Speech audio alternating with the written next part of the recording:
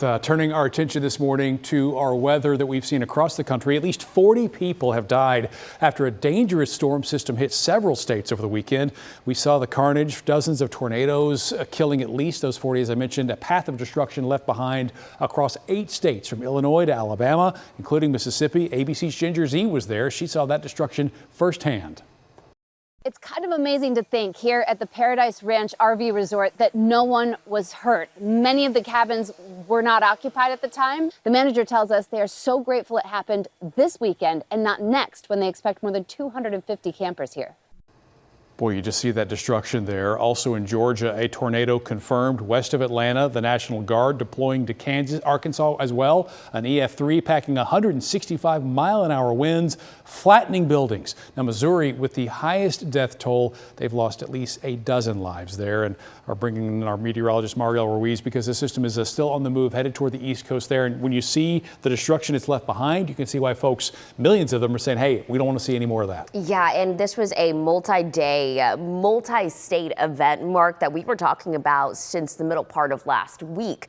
Luckily, these states now looking clear, now looking calm. But yeah, that system now on the East Coast, and that's what's going to cause issues for the morning commute for a lot of East Coasters.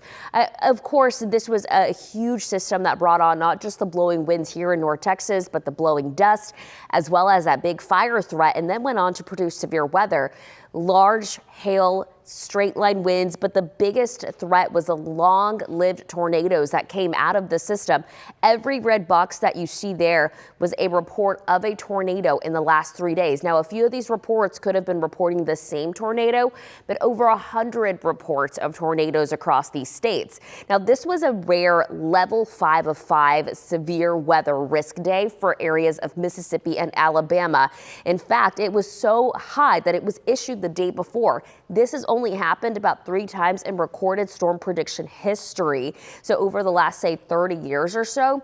And I did look at some preliminary reports. Of course, the National Weather Service is still out surveying a lot of these areas, but a rare EF4 was actually reported in Arkansas, northeastern portions of Arkansas. So far, it's the strongest one that I've seen for this day. Of course, they're still surveying, but it was a preliminary 190-mile-per-hour wind speeds. And again, this was a system that spanned over several states in several days, causing this destructive damage.